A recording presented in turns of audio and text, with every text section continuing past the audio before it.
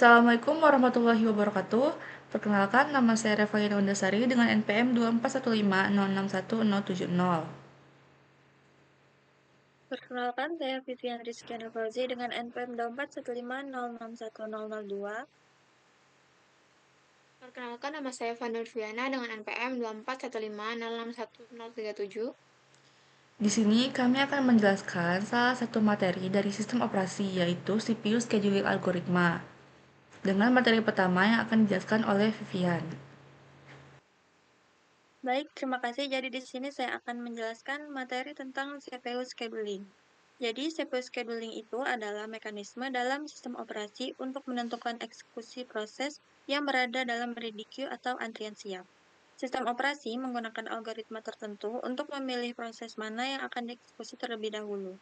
Tujuan CPU scheduling adalah mengoptimalkan kinerja prosesor dengan menjaga CPU utilization tetap tinggi, meningkatkan true output, serta meminimalkan turnaround time, waiting time, dan response time. Selain itu, scheduling juga harus menjamin fairness agar semua proses mendapat kesempatan yang adil untuk dieksekusi.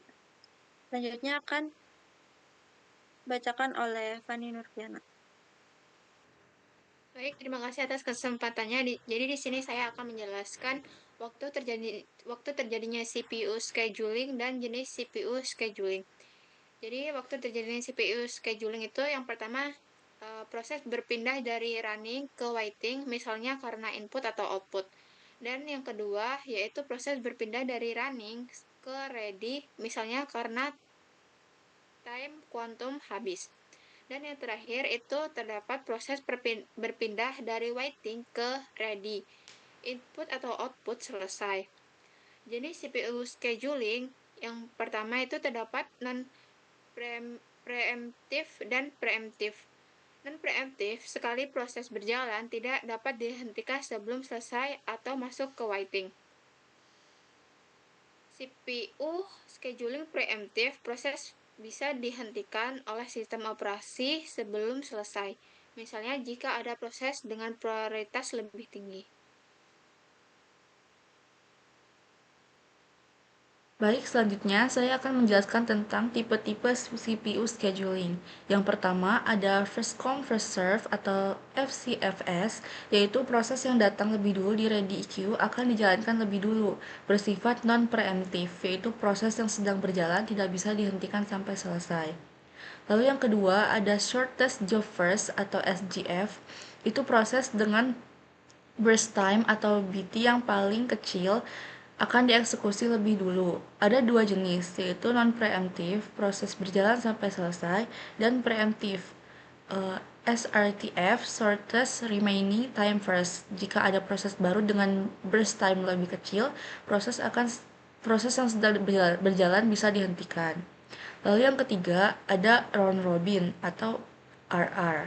Setiap proses mendapat time quantum atau waktu eksekusi terbatas, lalu dipindahkan ke antrian jika belum selesai dan bersifat preemptif.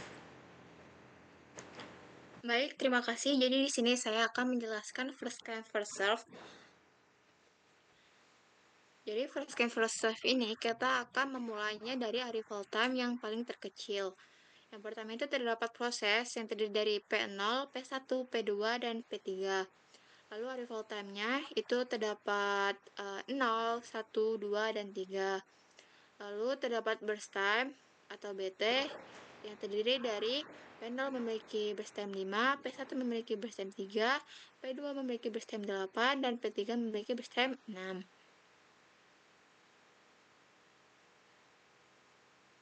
Lalu untuk mempermudah perhitungan, maka karena first come first serve, maka yang diambil yaitu arrival time yang paling terkecil. Yang pertama itu terdapat arrival time 0, arrival time 0 yang dimiliki oleh proses pada P0. Untuk mempermudah perhitungan, kita akan menggunakan yang namanya Gantt chart. Yang pertama itu P0 kita masukkan pada Gantt chart pada yang pertama ini. P0 memiliki burst time yaitu 5. Lalu kita lihat apakah dari burst time 5 ini adakah yang mengantri lagi atau tidak. Karena P1, P2, dan P3 mengantri secara bersamaan, maka karena first come first serve, maka kita akan mendahulukan dari arrival time yang paling terkecil terlebih dahulu. Jadi yang paling terkecil yaitu P1 yang memiliki arrival time 1, P1, dan selanjutnya yaitu P2 yang karena memiliki arrival time 2, dan yang terakhir yaitu adalah P3 yang memiliki arrival time 3. Lalu setelah P0 pada Gantt chart ini selanjutnya yaitu P1 yang memiliki burst time 3, maka 5 ditambah 3 yaitu jadi 8. Selanjutnya setelah P1 yaitu P2 yang dimana memiliki burst time 8. Maka 8 ditambah burst time 8 yaitu hasilnya 16. Setelah P2 yaitu terdapat P3 yang dimana memiliki burst time 6. Jadinya 16 ditambah 6 yaitu 22. Lalu setelah kita melakukan perhitungan pada Gantt chart ini, kita masukkan ke completion time. Yang pertama itu terdapat completion time 5. Lalu terdapat completion time 8. Dan selanjutnya terdapat completion time 6. Dan yang terakhir itu terdapat completion time 22. Selanjutnya yaitu kita melakukan perhitungan turnaround time atau TAT yang dimana menggunakan rumus completion time dikurang arrival time. Pada P0 completion time-nya yaitu 5 dikurang arrival time-nya 0, maka turnaround time yang dihasilkan adalah 5. Selanjutnya pada P1 completion time-nya yang dimiliki adalah 8 dan arrival time-nya yang dimiliki adalah 1, maka 8 dikurang 1 adalah hasilnya 7. Pada P2 memiliki completion time 16 dan arrival time-nya yaitu 2, maka 16 dikurang 2 yaitu hasilnya adalah 14. Dan yang terakhir itu terdapat P3 yang dimana memiliki completion time 22, arrival time-nya 3, maka 22 dikurang 3, hasil yang didapatkan turnaround time P3 yaitu 19. Selanjutnya terdapat waiting time atau WT memiliki rumus turnaround time dikurang burst time. Pada P1 turnaround time yang dimiliki adalah 5 dan burst time yang dimiliki adalah 5, maka 5 dikurang 5 adalah hasilnya 0. Selanjutnya pada P1 turnaround time yang dimiliki adalah 7 dan burst time yang dimiliki adalah 3, maka 7 dikurang 3 hasilnya adalah 4. Selanjutnya pada P2 turnaround time yang dimiliki adalah 14 dan burst time yang dimiliki adalah 8, maka waiting time yang dihasilkan adalah 14 dikurang 8 yaitu 6. Dan yang terakhir adalah P3 yang memiliki turnaround time-nya 19 dan burst time-nya yang diberikan adalah 6, maka 19 dikurang 6 hasilnya hasil untuk P3 hasil untuk waiting time P3 yaitu 13. Selanjutnya yaitu terdapat respon time, yang dimana respon time ini sama dengan waiting time, jadi nilainya sama saja. P1 memiliki respon time 0, P2, P0 memiliki respon time 0, P1 memiliki respon time 4, dan P2 memiliki respon time 6, dan yang terakhir yaitu P3 memiliki respon time 13.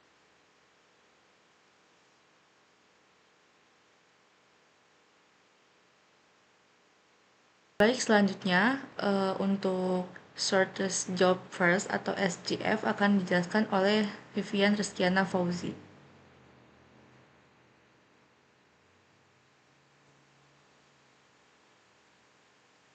Baik, terima kasih atas kesempatannya. Jadi di sini saya akan menjelaskan tentang CPU scheduling algoritma shortest job first atau SJF. Jadi pada CPU scheduling kali ini terdapat ada 4 proses, yaitu pada proses dari proses 0 hingga di proses P3, lalu ada arrival time dan juga burst time yang masing-masing sudah memiliki data. Untuk menghitung completion time, salah. Apa?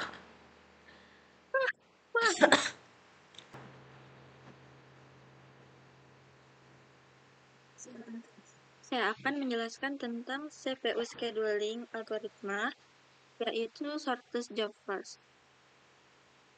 Yang pertama, di sini terdapat proses dengan beberapa data, yaitu terdapat P0 hingga P3, lalu juga ada arrival time dan burst time dengan masing-masing sudah memiliki nilai datanya. Di sini saya menggunakan line chart untuk memudahkan perhitungan. Pertama-tama, pada arrival time, kita mencari data dengan nilai terkecil, yaitu terdapat pada proses P0. Kita tuliskan di sini 0, P0, yang dimana proses P0 ini nilai burst time-nya merupakan 7. Jadi kita tulis di sini.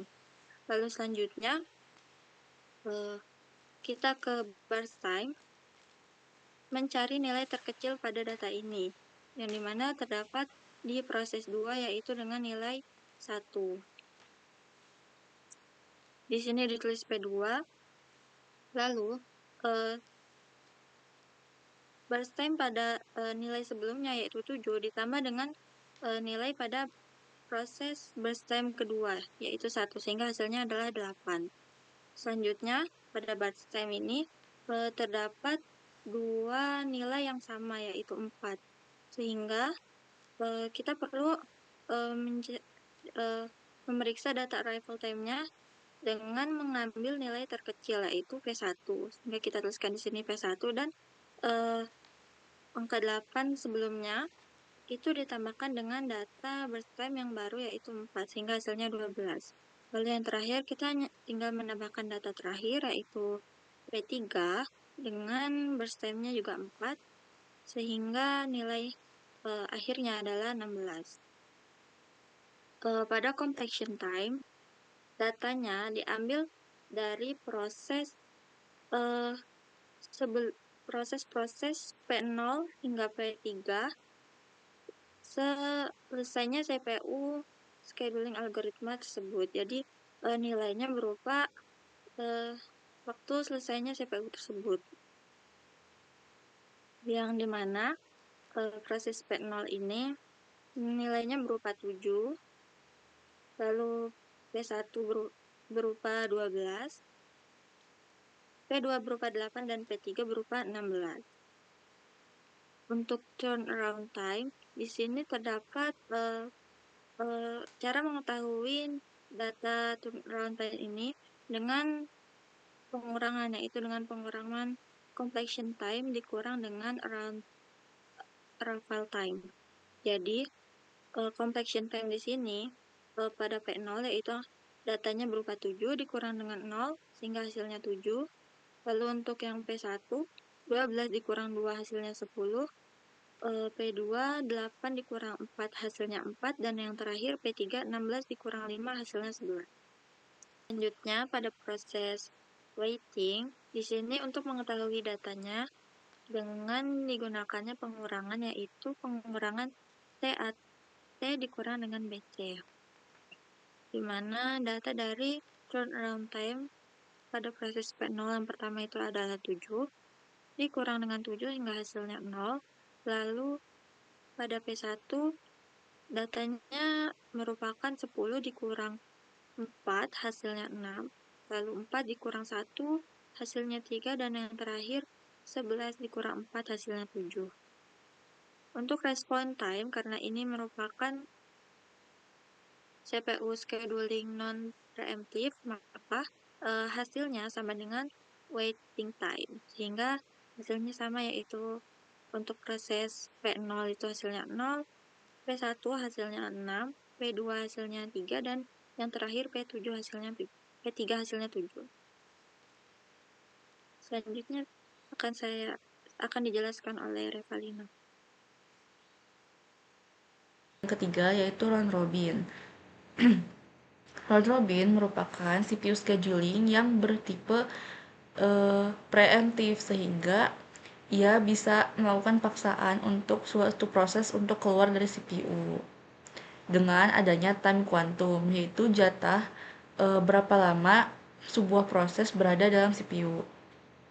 Pertama, ada proses yang terdiri dari P0, P1, dan P2. Lalu ada arrival time dengan P0 arrival time-nya itu 0, P1 arrival time-nya 2, P2 arrival time-nya 4. Dan burst time-nya P0 itu 7, P1 itu 4, dan P2 itu 1. Selanjutnya, di sini saya menggunakan Gantt chart untuk memudahkan perhitungan, dan ada ready queue sehingga akan terlihat bagaimana proses perpindahan dari CPU ke ready queue. Pertama, di sini saya akan menjelaskan tentang pada arrival time. Arrival time yang terkecil adalah arrival time 0. arrival time 0. Oleh karena itu, kita buat pertama di sini 0. Dan kita masukkan arrival time 0 itu yang mengantri itu ada P0 yang pertama.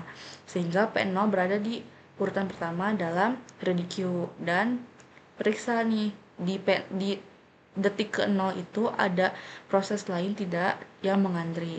Oh, ternyata hanya P0, sehingga P0 masuk ke Gantt chart. Lalu kita melihat nih time quantumnya. Hal yang berbeda dari CPU schedule yang lain itu bukan dilihat dari burst time, tapi dilihat dari time quantumnya, sehingga P0 akan berhenti di 3 dan akan berpindah kembali ke ready queue pada setelah 3 detik berada di CPU.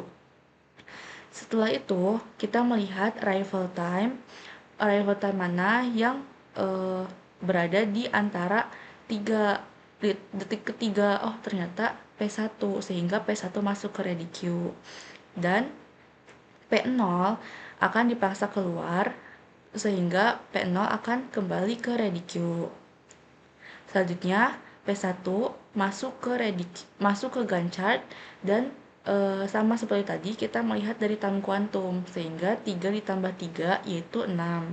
Nah, pada detik ke-6 P1 akan dipindahkan kembali ke ready queue, dan kita melihat kembali arrival time mana yang berada di antara 3 dan 6. Oh, ternyata ada di P2, yaitu di detik keempat, sehingga P2 masuk terlebih dahulu ke ready queue. Setelahnya baru P1 masuk ke ready queue. Nah, selanjutnya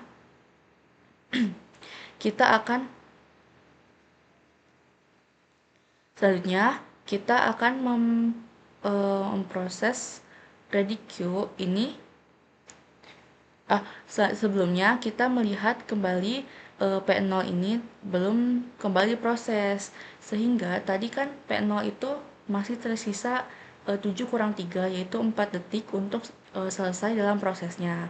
Nah, sehingga P0 ini masih tersisa 4 detik, dan kemudian P0 di sini masuk ke Gantt lagi, lalu menghabiskan proses selama 3 detik. 6 tambah 3 yaitu 9, sehingga sisa dari P0 itu tinggal 1 detik. Selanjutnya P2 masuk ke Gantt chart, dan P2 ini memiliki burst time yaitu 1. Nah, karena 1 itu kurang dari 3 yang merupakan time kuantumnya, maka kita menambahkan bukan dari time kuantumnya, tapi dari burst time. Sehingga 9 tambah 1 yaitu 10. Alhasil, P2 selesai diproses. P2 kita coret. Nah, selanjutnya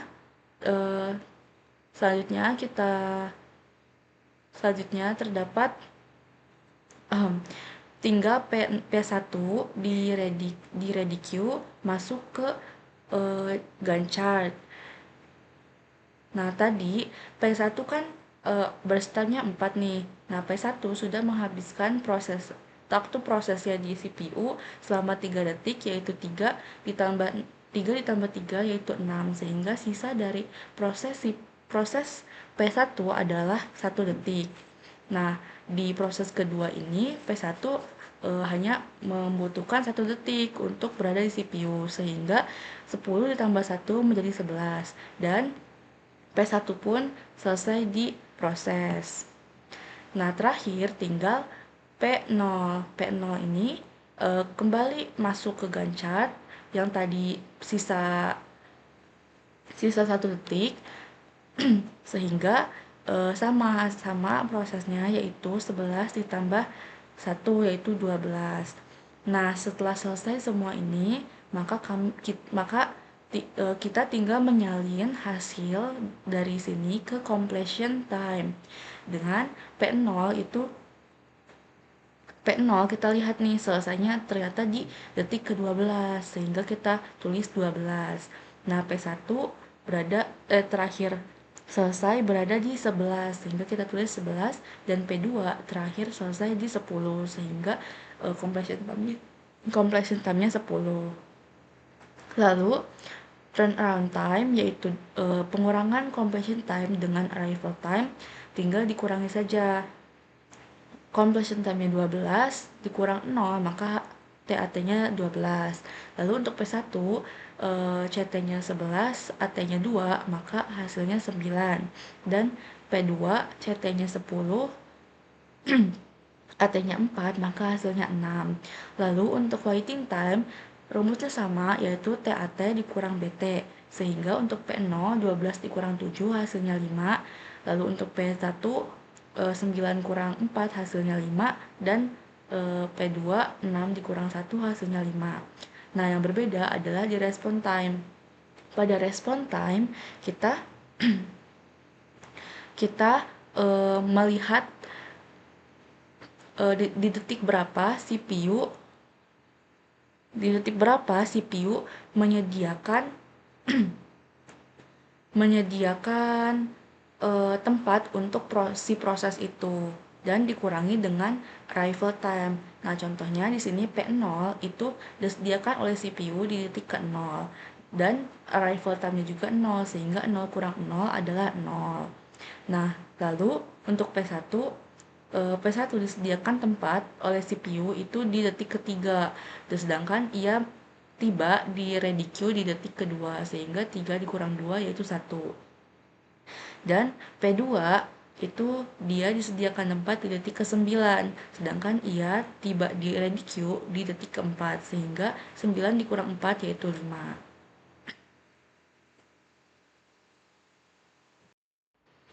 Baik, sekian presentasi dari kami. Semoga video ini bermanfaat dan dapat memberikan ilmu bagi yang menontonnya. Terima kasih sudah memberikan perhatian dan mohon maaf jika ada kesalahan kata maupun perbuatan.